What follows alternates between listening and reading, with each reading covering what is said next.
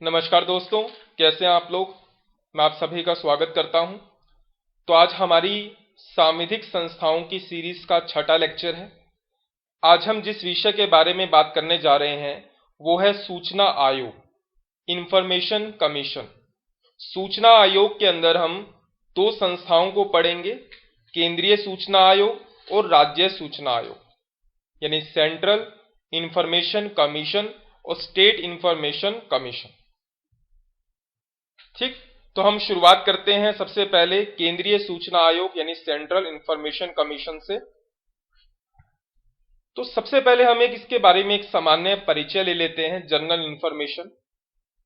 देखिए, दरअसल एक अधिनियम पारित हुआ था, उस अधिनियम का नाम था सूचना का अधिकार, राइट टू इंफॉर्मेशन। सूचना का अधिकार एक वैधानिक अधिकार है यानी कानूनी अधिकार है। सूचना का अधिकार हमारे संविधान के मौलिक अधिकार अनुच्छेद 19 के अंतर्गत भी माना जाता है। लेकिन आप लोग ये नहीं कह सकते कि सूचना का अधिकार एक मौलिक अधिकार है। बेशक वो भाषण और अभिव्यक्ति की स्वतंत्रता का हिस्सा है, सुप्रीम कोर्ट ने ऐसा कहा है, लेकिन है ये वैधानिक या कानूनी अधिकार ही। मौलिक अधिकार का हिस्सा होने के बावजूद ये क्या है, एक वैधानिक अधिकार है, एक कानूनी अधिकार। हमारे मौलिक अधिकार आर्टिकल 19 और आर्टिकल 21, इन दोनों का हिस्सा सुप्रीम कोर्ट के द्वारा इसे माना गया। तो भारत सरकार ने देश के नागरिकों को सरकारी क्रियाकलापों की जानकारी देने और उस जानकारी का अधिक प्रभावी उपयोग सुनिश्चित करने के लिए सूचना का अधिकार अधिनियम 2005 अधिनियमित किया। इसका मतलब सूचना के अधिकार को लाने का उद्देश्य क्या था? सूचना के अधिकार को लाने का उद्देश्य यह था कि देश के जो नागरिक हैं उन्हें सरकार के कार्यों की जानकारी मिले, वो उन जानकारी का सही उपयोग कर सके। इसलिए सूचना का अधिकार अधिनियम लाया गया।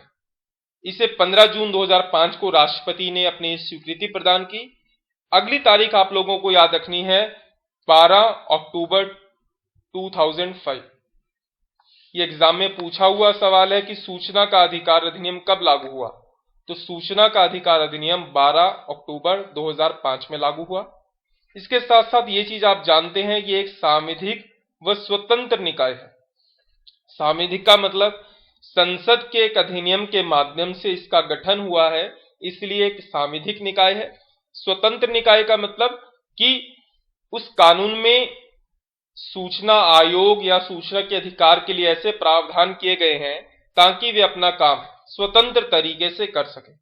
जैसे हाल ही में सुप्रीम कोर्ट को भी सूचना के अधिकार के दायरे में लाया गया, जिसके अंदर मुख्य न्यायाधीश का पद भी सूचना के अधिकार के अंतर्गत अब माना जाता है। यहां पर हम राइट टू इंफॉर्मेशन के बारे में चर्चा नहीं करेंगे कि राइट टू इंफॉर्मेशन के प्रावधान क्या है। यहां पर हम जिस संस्था के बारे में बात करेंगे वो होगा सूचना आयोग। और सूचना आयोग पूरा का पूरा एक अधिनियम है, आपका राइट टू इंफॉर्मेशन एक्ट, जिसके अंदर आयोग के संबंध में प्रावधान दिए गए हैं। यहां पर हम केवल उन प्रावधानों का उल्लेख करेंगे जो आपके एग्जाम के लिए रेलेवेंट हो सकते हैं। तो आरटीआई यानी राइट टू इंफॉर्मेशन एक्ट के तहत सेंट्रल इंफॉर्मेशन कमीशन का गठन हुआ। दूसरी चीज यह कार्मिक मंत्रालय के अधीन आता है। कल मैंने जो लेक्चर डाला था उसके अंदर मैंने आप लोगों को पहले ही बता दिया था कि कौन सा आयोग किस मंत्रालय के अधीन आता है, और उसके अंदर मैंने आपको बताया था कि केंद्रीय सूचना आयोग आपके कार्मिक मंत्रालय, जिसे हम पर्सनल मिनिस्ट्री कहते हैं, उसके अधीन आता है। और कार्मिक मंत्रालय का भी एक विभाग होता है जिसको हम बोलते हैं DOPT, department of personal and training, उसके अधीन ये विभाग आता है, ये आयोग आता है। और देश के पहले मुख्य सूचना आयुक्त जो बनाए गए थे उनका नाम था वजाहत हबीबुल्ला। अब हम आते हैं इनके प्रावधानों पर। तो संरचना का मतलब कि सूचना आयोग जो है, केंद्रीय सूचना आयोग, इसमें कितने सदस्य होते हैं। तो आयोग के अधिनियम के अंदर यह प्रावधान है कि इसमें एक मुख्य सूचना आयुक्त होगा, चीफ इंफॉर्मेशन कमिश्नर, और अधिकतम 10 केंद्रीय सूचना आयुक्त होंगे। लेकिन जब यह आयोग पहली बार गठित किया गया था 18 अक्टूबर 2005 को, उस समय इसमें केवल 5 आयुक्त थे, एक मुख्य सूचना आयुक्त और 4 अन्य सूचना आयुक्त। वर्तमान में अगर हम बात करें तो 7 हैं, एक मुख्य सूचना आयुक्त और 6 अन्य सूचना आयुक्त। लेकिन अधिकतम कितने हो सकते हैं? 10 हो सकते हैं केंद्रीय सूचना आयुक्त। इनकी नियुक्ति भारत के राष्ट्रपति के द्वारा की जाती है। सामान्यतः राष्ट्रीय महिला आयोग जब हमने पढ़ा, राष्ट्रीय बाल अधिकार संरक्षण आयोग हमने पढ़ा, वहां पर हमने पढ़ा था कि केंद्र सरकार नियुक्ति करती है। हाँ, मानव अधिकार आयोग में राष्ट्रपति ही था, लेकिन उसी तरह आपको यह भी याद रखना है कि जो केंद्रीय सूचना आयोग है उसमें राष्ट्रपति नियुक्त करता है। महिला आयोग, बाल अधिकार संरक्षण आयोग में राष्ट्रपति की जगह केंद्र सरकार आता है। यहां पर राष्ट्रपति अपने स्वयं के विवेक से ऐसा फैसला नहीं करता। प्रधानमंत्री की अध्यक्षता में एक 3 सदस्यीय समिति बनाई जाती है। प्रधानमंत्री चेयरमैन होते हैं, लोकसभा के विपक्ष के नेता होते हैं और प्रधानमंत्री के द्वारा नॉमिनेटेड किए गए कैबिनेट मंत्री होते हैं। ये 3 सदस्यों की समिति सिफारिश करती है और उसी में को राष्ट्रपति नियुक्त करता है। और अधिनियम के अंदर यह प्रावधान भी किया गया है कि अगर मान लीजिए कि लोकसभा में विपक्ष का नेता नहीं है, तो भी लोकसभा में जो सबसे बड़े दल का नेता होगा विपक्ष में, उसे समिति का सदस्य बनाया जाता है। जैसे पिछले 2 लोकसभा के चुनावों से लोकसभा में कोई भी विपक्ष का नेता नहीं है, क्योंकि लोकसभा में विपक्ष का नेता का दर्जा उसे दिया जाता है जिसे लोकसभा की किसी एक राजनीतिक दल को लोकसभा की कुल सीटों का 1/10 सीटें मिले। लोकसभा की वर्तमान सीटों की संख्या, निर्वाचित सीटों की संख्या 543 है। लगभग 54-55 सीटें अगर किसी एक पॉलिटिकल पार्टीज को मिलती हैं विपक्ष में, तब उसे विपक्ष का दर्जा दिया जाता है। लेकिन पिछले 2 लोकसभा के चुनावों से ऐसा नहीं हुआ है, जिसके कारण लोकपाल की नियुक्ति भी पेंडिंग थी।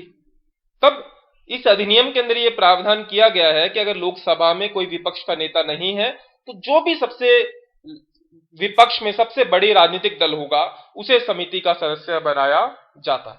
याद रखिए, संविधान में लोकसभा के विपक्ष के नेता का उल्लेख नहीं है। यह हमारे एक परंपरा और एक कानून के द्वारा तय किया गया। अगर हम इसकी योग्यता की बात करें कि जो आयोग का अध्यक्ष होता है या जो सदस्य होते हैं उनको क्या योग्यताएं होती हैं, तो अधिनियम में यह कहा गया है कि आयोग के अध्यक्ष व सदस्य ऐसे होंगे जिन्हें सार्वजनिक जीवन का पर्याप्त अनुभव हो। कोई ना कोई अच्छा IAS अधिकारी, कोई अच्छे सिविल सर्वेंट हो, या फिर उन्हें साथ में विधि, लॉ, विज्ञान एवं तकनीकी, समाज सेवा, प्रबंधन, पत्रकारिता, जनसंचार या प्रशासन का कुछ विशिष्ट अनुभव होना चाहिए। तो कोई विशेष योग्यताएं नहीं है, कुल मिलाकर कोई अच्छा सिविल सर्वेंट है, कोई अच्छा पत्रकार है जो लंबे समय से अनुभव रखता है, तो उसे हम आयोग का अध्यक्ष या सदस्य बना सकते हैं। साथ में नोट के रूप में याद रखिए कि कोई भी सांसद या विधायक नहीं हो सकता सदस्य या अध्यक्ष। कोई राजनीतिक पार्टी से संबंधित व्यक्ति कोई लाभ के पद पर हो, वो भी सदस्य नहीं हो सकता। कोई ऐसा व्यक्ति भी नहीं हो सकता जो किसी लाभ के व्यापार या उद्यम से जुड़ा हो। ऐसा अधिनियम के अंदर स्पष्ट उल्लेख किया गया है। अगर हम इसके कार्यकाल एवं सेवा शर्तों की बात करें तो यह कहा गया कि मुख्य सूचना आयुक्त व अन्य आयुक्त की ऐसी अवधि होगी जो केंद्र सरकार के द्वारा निर्धारित की जाए, और अधिकतम 65 वर्ष, जो भी पहले हो जाए। शुरुआत में ऐसा नहीं था, शुरुआत में कहा गया था 5 वर्ष या फिर 65 वर्ष। लेकिन 2019 के अंदर सूचना के अधिकार अधिनियम में संशोधन हुआ तो उसमें कहा गया कि जो केंद्र सरकार निर्धारित करे या फिर 65 वर्ष, जो भी पहले हो जाए। पहले क्या था, 5 वर्ष या फिर 65 वर्ष। पुनः नियुक्त किया नहीं जा सकता। और साथ में एक नोट के रूप में देखिए, अगर सूचना आयुक्त मुख्य सूचना आयुक्त के रूप में कार्य करने का योग्यताधारी है, मान लीजिए कोई सूचना आयुक्त है, वो आगे चलकर चीफ इंफॉर्मेशन कमिश्नर बनने के क्वालिफिकेशन रखता है या फिर योग्यता रखता है, तब भी किसी भी परिस्थिति में 5 वर्ष से अधिक अपने पद पर नहीं रहेगा। इसका मतलब यह है कि जो सूचना आयुक्त है, अगर वो मुख्य सूचना आयुक्त भी बनाया जाता है तो भी 5 वर्ष से अधिक तक अपने पद पर नहीं रहेगा। हटाता कौन है? देखिए, राष्ट्रपति ही हटाता है। राष्ट्रपति कुछ परिस्थितियों में सीधे हटा सकता है, पागल होने पर, दिवालिया होने पर, कार्यालय के दौरान किसी अन्य व्यवसाय से जुड़े होने पर, शारीरिक व मानसिक रूप से असमर्थ होने पर, अपराधी होने पर। लेकिन एक दूसरा आधार होता है कदाचार या अक्षमता। ऐसे मामले में राष्ट्रपति सीधे नहीं हटा सकता। राष्ट्रपति को उच्चतम न्यायालय में मामला भेजना पड़ता है, उच्चतम न्यायालय जांच करता है और जांच होने के बाद सिफारिश के आधार पर उसे हटाता है। और उच्चतम न्यायालय की सलाह राष्ट्रपति के लिए माननी बाध्यकारी होती है। सेवा शर्तें केंद्र सरकार निर्धारित करती है, ना कि राष्ट्रपति, और नियुक्ति के पश्चात किसी भी प्रकार का अलाभकारी परिवर्तन नहीं किया जाता। प्रतिवेदन यानी रिपोर्ट, आयोग जो है वो अधिनियम के लिए कितने बेहतर तरीके से प्रावधानों को लागू किया गया, उसकी वार्षिक रिपोर्ट केंद्र सरकार को देता है, राष्ट्रपति को नहीं देता। राष्ट्रपति का उल्लेख कहां आया था? राष्ट्रपति का उल्लेख केवल नियुक्ति में आया था, राष्ट्रपति का उल्लेख केवल हटाने में आया था। तो नियुक्ति और हटाना यहां पर राष्ट्रपति का उपयोग होगा, बाकी जगह केंद्र सरकार। प्रतिवर्ष केंद्र सरकार को रिपोर्ट देता है और केंद्र सरकार उसे संसद के दोनों सदनों के समक्ष पटल पर रखवाती है, राष्ट्रपति को नहीं देता, केंद्र सरकार को देता है। आयोग के ढेर सारे कार्य हैं, 3 प्रमुख कार्य हैं। पहला, किसी भी व्यक्ति से अगर कोई जानकारी एवं शिकायतें आ रही हैं तो उसका निराकरण करना। देखिए क्या होता है कि राइट टू इंफॉर्मेशन कमीशन के माध्यम से जो सूचना का अधिकार है, उसके माध्यम से भारत के जो नागरिक हैं वो सरकारी संस्थाओं, सरकारी व्यक्तियों से सूचनाएं ले सकते हैं। तो वो जो सूचना लेते हैं तो सबसे पहले सूचना लेने के लिए 30 दिन के लिए उनके पास समय होता है। मान लीजिए कि मुझे किसी मध्य प्रदेश लोक सेवा आयोग से सूचना लेनी है, तो वहां का जो जन सूचना अधिकारी होगा, मैं उसको आवेदन दूंगा 30 दिन के अंदर। अगर वो सूचना दे पाने में सक्षम नहीं है या फिर सूचना पूरी रूप से नहीं देता, तो मैं उसकी अपील करूंगा फर्स्ट अपील अथॉरिटी पर। अगर वो भी नहीं दे पाता तो फिर सेकंड अपील अथॉरिटी। तो सेकंड अपील अथॉरिटी में आते हैं राज्य सूचना आयोग या फिर केंद्रीय सूचना आयोग। तो आयोग का कार्य क्या होता है? किसी भी व्यक्ति की जानकारी या शिकायतों से संबंधित सुविधाओं का निराकरण करना। दूसरा, कोई विशेष ऐसा मामला आया है जिसके अंदर किसी ने सूचना नहीं मांगी, लेकिन आयोग को लगता है कि वो बहुत अहम मामला है, तो स्वतः संज्ञान के आधार पर भी जांच करने के आदेश दे सकता है। यदि जब कोई लोक प्राधिकारी, यहां पर लोगों का अधिकारी लिखा है, यहां पर आना चाहिए जन अधिकारी, यानी जब कोई सूचना अधिकारी, लोक जन अधिकारी जिसका काम है सूचना देना, अगर वो इस अधिनियम का पालन नहीं करता तो आयोग उस पर कुछ कार्यवाही कर सकता है। 250 रुपए से लेकर 25,000 रुपए तक का जुर्माना लगा सकता है अगर कोई जन सूचना अधिकारी, लोक सूचना अधिकारी अपने कर्तव्यों का पालन नहीं करता, जो उसको अधिनियम में दिए गए हैं, सूचनाओं को नहीं देता, तो ये जुर्माना लगाने का अधिकार रखता है। ये सेम कार्य राज्य सूचना आयोग के भी हैं और केंद्रीय सूचना आयोग के भी है। पहला, जनता की शिकायतों, समस्याओं, जानकारियों से संबंधित शिकायतों का निवारण करना, स्वतः संज्ञान के माध्यम से कार्यवाही करना। अगर कोई जन सूचना अधिकारी अपने कर्तव्यों का निर्वहन नहीं करता तो उसके ऊपर निर्धारित प्रावधान करना, जिसमें 250 रुपए से लेकर 25,000 रुपए तक का जुर्माना लगाने का अधिकार उसे है। अब अधिनियम के पास ये जो आयोग है, ये आयोग के पास अधिनियम के माध्यम से सिविल प्रोसीजर कोड 1908 की पावर होती है। इसका मतलब ये सिविल कोर्ट से संबंधित जो पावर्स होती हैं वो शक्तियां ये आयोग रखता है। ये क्रिमिनल कोर्ट की पावर नहीं रखता, सिविल कोर्ट की पावर रखता है। और ये वही शक्तियां हैं जो हम हर आयोग में पढ़ते आ रहे हैं। गवाहों की उपस्थिति हेतु समन जारी करना, हाजिर करना, जांच करवाना, दस्तावेज को ढूंढना, हलफनामे पर साक्ष्य प्राप्त करना, किसी पब्लिक रिकॉर्ड को मांगना, गवाहों और दस्तावेजों पर शासन पत्र जारी करना या निर्धारित किया गया कोई अन्य मामला।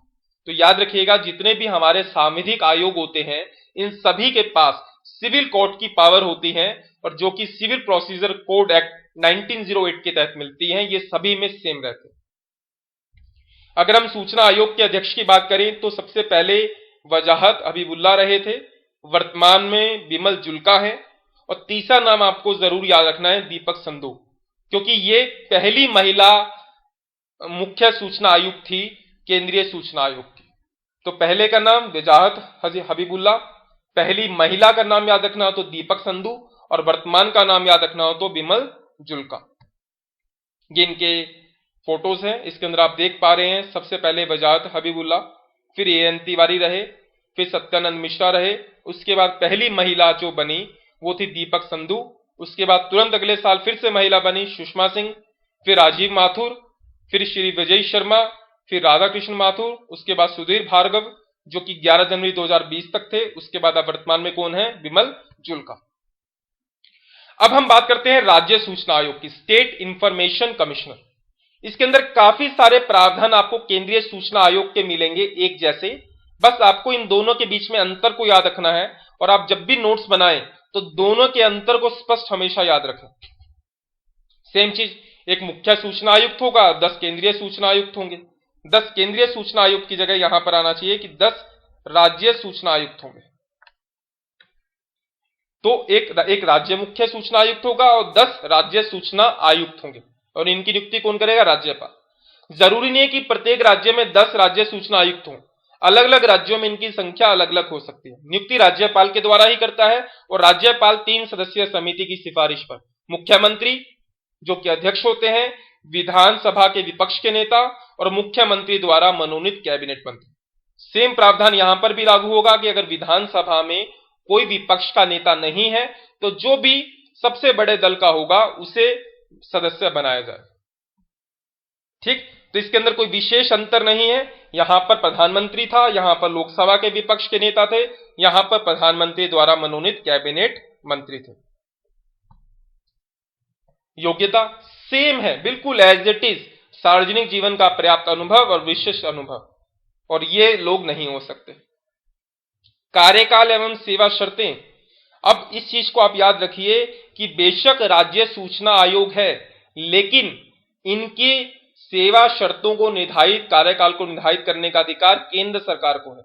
सेम प्रावधान है एज इट इज, या तो केंद्र सरकार निर्धारित करेगी या फिर 65 वर्ष की आयु पहले हो जाए। पहले क्या हुआ करता था? 5 वर्ष या फिर 65 वर्ष, लेकिन वर्तमान में क्या है? केंद्र सरकार निर्धारित करेगी। यहां पर राज्य सूचना आयोग का मतलब यह नहीं है कि राज्य सरकार द्वारा निर्धारित, केंद्र सरकार के द्वारा निर्धारित होगा, इसलिए इस पॉइंट को आपको याद रखना है। हटाएगा कौन? यहां पर याद रखिए, वहां पर कौन हटाता था? राष्ट्रपति। यहां पर कौन हटाएगा? राज्यपाल। यह चीज पॉइंट याद है। लेकिन सेवा शर्तें, कार्यकाल को निर्धारित कर रहा है केंद्र सरकार, वहां पर भी केंद्र सरकार। वहां पर हटा कौन रहा था? राष्ट्रपति। यहां पर कौन हटा रहा है? राज्यपाल। लेकिन राज्यपाल हटा रहा है तो हाई कोर्ट से परामर्श नहीं लेगा कदाचार क्षमता का, सुप्रीम कोर्ट से ही परामर्श लेगा। सेवा शर्तें कौन निर्धारित करेगा? केंद्र सरकार। वहां पर भी क्या था? केंद्र सरकार। अब यह नहीं कि राज्य सूचना आयोग है तो राज्य सरकार तय करेगी, केंद्र सरकार के द्वारा ही तय किया जाएगा। प्रतिवेदन किसे देगा? राज्य सरकार को, वहां पर केंद्र सरकार को। कहां रखेगी? विधानमंडल में। जहां एक सदन है वहां एक सदन में, जहां 2 सदन है वहां दोनों सदन में। तो याद क्या रखना है? यहां पर राज्य सूचना आयोग में हटाने का अधिकार राज्यपाल को है, केंद्रीय सूचना आयोग में हटाने का अधिकार राष्ट्रपति को है। बाकी जगह केंद्र सरकार के प्रावधान लागू किए जाएंगे। कार्य एज इट इज वही है, शक्तियां एज इट इज वही हैं। अब हम आखिरी में बात करते हैं मध्य प्रदेश राज्य सूचना आयोग की। मध्य प्रदेश राज्य सूचना आयोग में उस सूचना का अधिकार अधिनियम के तहत भारत के अंदर कोई सूचना आयोग का गठन नहीं हुआ। मध्य प्रदेश में काफी पहले ही इस दिशा में प्रयास शुरू हो गए थे। देखिए, मध्य प्रदेश भारत के पहले ऐसे राज्यों में से था जो जनता के लिए सूचना के अधिकार को सक्रिय रूप से लागू करना चाहता था। उस समय अक्टूबर 1996 के समय जब मध्य प्रदेश और छत्तीसगढ़ एक ही हुआ करते थे, तो बिलासपुर डिवीजन के उस समय जो कमिश्नर थे हर्ष मंदिर, उन्होंने बिलासपुर, रायगढ़ और सरगुजा जिले के लोगों को पीडीएस, पब्लिक डिस्ट्रीब्यूशन सिस्टम, सार्वजनिक वितरण प्रणाली के सरकारी रिकॉर्ड की छानबीन करने का अधिकार दिया। यानी सूचना का अधिकार अधिनियम की अभी बात नहीं हो रही है, 1996 का समय चल रहा है। मध्य प्रदेश में उस समय बिलासपुर के जो आयुक्त थे, कमिश्नर थे हर्ष मंदिर, उन्होंने कहा कि हम बिलासपुर, रायगढ़ और सरगुजा जिले के लोगों को खुद से यह बताएंगे कि पब्लिक डिस्ट्रीब्यूशन सिस्टम में क्या हो रहा है। आगे चलकर सरकार की मंशा यह हुई कि क्यों ना हम सूचना का अधिकार अधिनियम लागू करें। तो अभी सूचना का अधिकार अधिनियम सेंटर में पारित नहीं हुआ। 30 अप्रैल 1998 को मध्य प्रदेश की विधानसभा ने ध्वनि मत से इस प्रस्ताव को पारित किया। फिर उसके बाद राज्यपाल के पास गया तो राज्यपाल ने इसे राष्ट्रपति के लिए आरक्षित रख दिया, क्योंकि राज्यपाल के पास विकल्प होता है कि वो स्वीकार कर सकता है, अस्वीकार कर सकता है, पुनर्विचार के लिए भेज सकता है, या फिर राष्ट्रपति के लिए आरक्षित भी रख सकता है। कौन से आर्टिकल के तहत, वो आप लोग मुझे कमेंट बॉक्स में बताएं। तो उसके बाद राष्ट्रपति ने उसे स्वीकृति देने से मना कर दिया, तो यह बिल पारित नहीं हो पाया। लेकिन आगे चलकर फिर फरवरी 1998 में, इससे पहले कब बात हुई? 30 अप्रैल 1998 में। आगे चलकर फरवरी 1998 में, इसी समय यह बात है 30 अप्रैल 1998 की, लेकिन इससे जस्ट पहले फरवरी 1998 में राज्य सरकार ने कार्यकारी आदेश का मतलब गवर्नमेंट के एक ऑर्डर के द्वारा 50 विभागों की जानकारी देने के लिए उन्होंने एक कोशिश की, और उस कोशिश का नाम था जानने का हक। एक पुस्तक संकलित की, उस जानने के हक के अंदर उन्होंने सभी विभागों की जानकारी जनता को देने की कोशिश की। इसी प्रयास के संदर्भ में उन्होंने MP civil services conduct rules 1965, MP civil services classification control and appeal act 1966 के अनुसार अगर कोई भी जानने के हक के तहत लोगों को सूचना नहीं देता तो उसके ऊपर प्रावधान, उसे कार्यवाही करने का प्रावधान किया गया। फिर फाइनली इन कार्यकारी आदेशों के होने के बावजूद भी मध्य प्रदेश सरकार को ऐसा लगा कि अभी सूचना का अधिकार अधिनियम पारित करने का समय आ गया है, तो 2003 में उन्होंने फिर से प्रयास किया।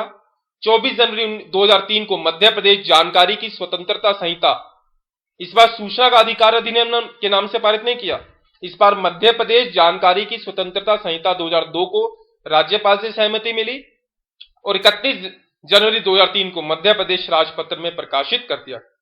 तो आप देखिए 2005 में राइट टू इंफॉर्मेशन एक्ट पारित हुआ, लागू हुआ, लेकिन मध्य प्रदेश उन राज्यों में से था जिन्होंने 2003 के अंदर ही मध्य प्रदेश जानकारी स्वतंत्रता संहिता लागू कर दी। इसमें 2 पॉइंट याद रखिए। It is not clear at this time whether the Madhya Pradesh जानकारी की स्वतंत्रता अधिनियम 2002 विल बी रिपील्ड। इसका मतलब कहीं भी ऐसा उल्लेख नहीं मिलता कि मध्य प्रदेश सरकार ने सूचना के अधिकार अधिनियम को लागू किया, क्योंकि मध्य प्रदेश सरकार ने मध्य प्रदेश जानकारी की स्वतंत्रता अधिनियम 2002 को ही लागू किया हुआ है। उन्होंने सूचना के अधिकार अधिनियम के माध्यम से कोई अलग से राज्य सूचना आयोग नहीं बनाया। 2002 के अंदर उन्होंने जो अधिनियम पारित किया था उसी के तहत राज्य सूचना आयोग चल रहा है। तो इसका मतलब मध्य प्रदेश भारत के उन राज्यों में से एक है जहां पर सूचना का अधिकार अधिनियम लागू होने से पहले ही मध्य प्रदेश के लोगों को जानकारी की स्वतंत्रता अधिनियम दे दिया गया। हालांकि 2005 में जब आरटीआई इंफॉर्मेशन लागू हुआ तो मध्य प्रदेश की सरकार ने Madhya Pradesh right to information fees and appeals rules लागू किए 2005। तो इसका मतलब याद रखिए, सूचना का अधिकार अधिनियम 2005 में पारित हुआ। उस अधिनियम के तहत मध्य प्रदेश में किसी राज्य सूचना आयोग का गठन नहीं हुआ। मध्य प्रदेश में राज्य सूचना आयोग का गठन उस पिछले अधिनियम के माध्यम से ही कर दिया गया था। और वर्तमान में टीएन श्रीवास्तव मध्य प्रदेश के मुख्य सूचना आयुक्त के रूप में उन्होंने शपथ ली थी 14 नवंबर के आसपास, और वर्तमान में मध्य प्रदेश के मुख्य राज्य सूचना आयुक्त टीएन श्रीवास्तव। ठीक, तो ये था सूचना आयोग, केंद्रीय सूचना आयोग और राज्य सूचना आयोग। और इसके अंदर केंद्रीय सूचना आयोग और राज्य सूचना आयोग के बीच में जो अंतर है उसको याद रखिए, क्योंकि ये प्रावधान 2019 के अमेंडमेंट के द्वारा किए गए और आपके एग्जाम के लिए काफी रेलेवेंट हो सकते हैं। ठीक, थैंक यू, स्टे ट्यून।